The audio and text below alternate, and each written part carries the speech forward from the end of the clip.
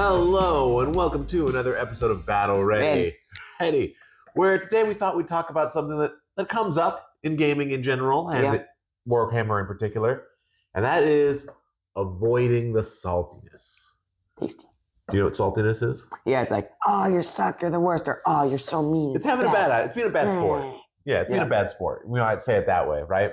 Where you're letting the loss get to you, or you're angry about how the game is turning out. Yeah. And often that salt spoils it for everyone else, right? Because now they got to deal with you being a ridiculous nonsense person. Yeah. And you're just bringing the whole table down, right?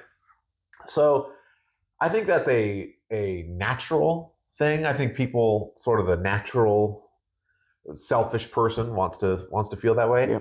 So how do we go about avoiding that entirely? Understand it's a game. Well, first, if you have people in your group that are especially salty, maybe you just don't play with those people. Yeah. All right. I don't think it is a bad thing to tell people, you know what? You're fun in a lot of other ways, but when we play Warhammer, it's not fun.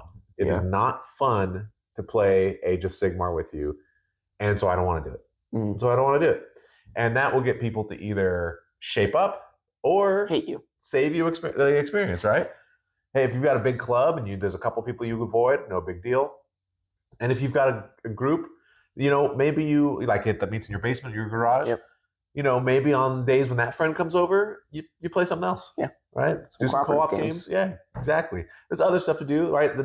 There's more to this world than Age of Sigmar, right? What? Yeah. No way. And so you play Age of Sigmar when you're with your friends that can handle it. Yep. And when you have your salty friend, you just do something else with that guy. Okay, so that's how to deal, I think, pretty simple when you want to deal with it in other players. Yeah.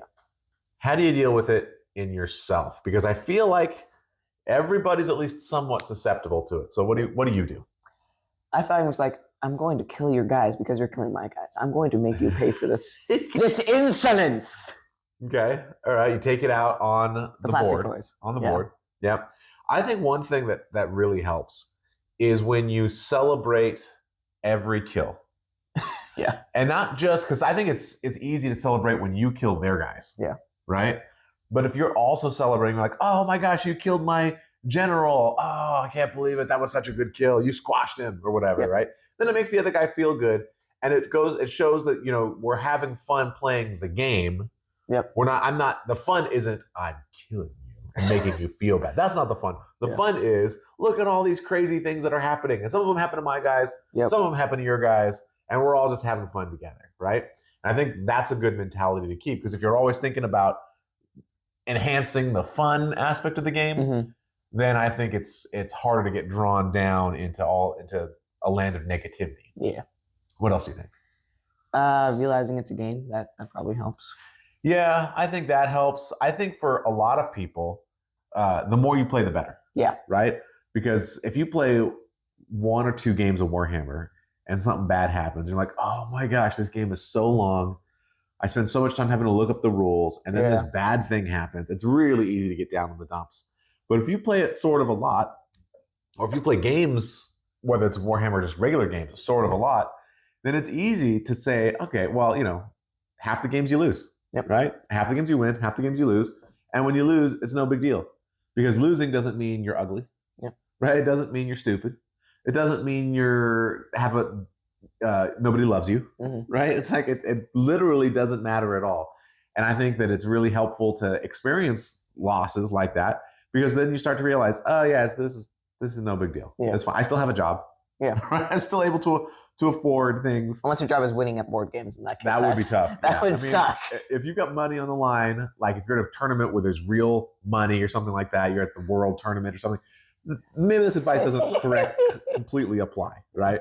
But for most people that are just playing for fun, I think you're right. Just recognizing that it's just a game. It's not worth getting upset over, because then you're making yourself upset over something that's really meaningless to your life. Yeah. Right? It doesn't have any greater meaning, or shouldn't, than just a little bit of entertainment. I think one thing that can also be very helpful is, now this really depends on your opponent, but I think different people like different levels of trash talk. Yeah. right? Some people like to really, I mean, they really go for it. I think Drake's a little bit more like that. Drake likes a little bit more trash talk. I don't like much at all. A little, maybe a little, like a very thin coat. Very thin. Like 2 thin coats, but just 1 thin coat. You're only halfway done with that model. But yeah, I want the experience to be very pleasant. And trash talk, for me personally, feels like it's denigrating, right? Mm-hmm. But then for other people, it adds spice, right? Yeah. So I think that's when you have to sort of know your opponent and see where they are.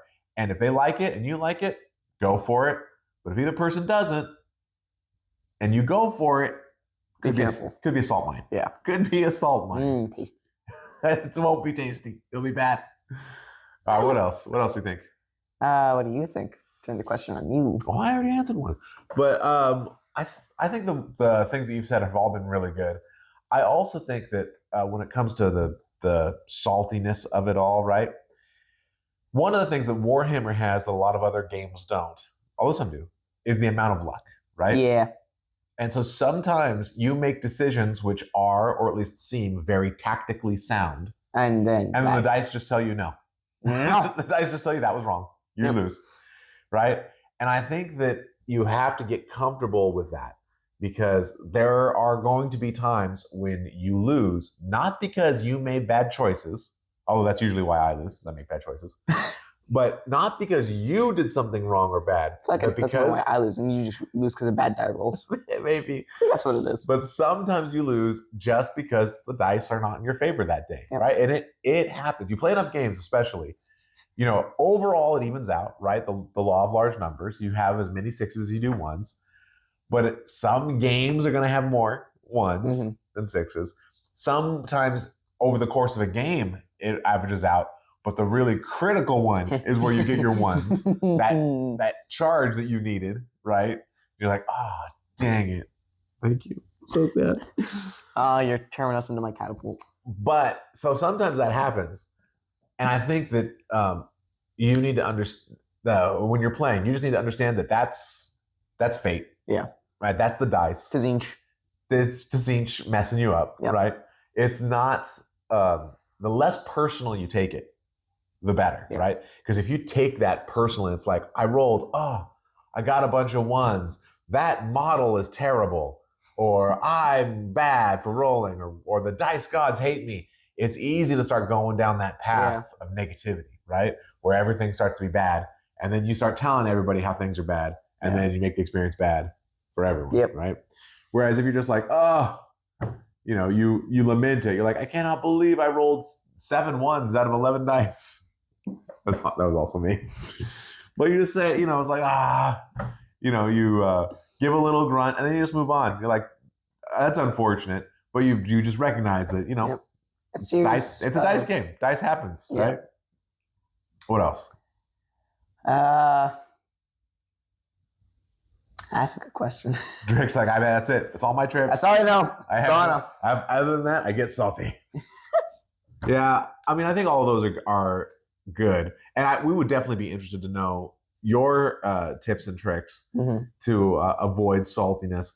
But I definitely think that it's really how you approach the game and the sort of the spirit of the game. Yeah. If you're looking at it as stuff's going to explode, stuff's going to die, we're going to tell a cool narrative story on the tabletop.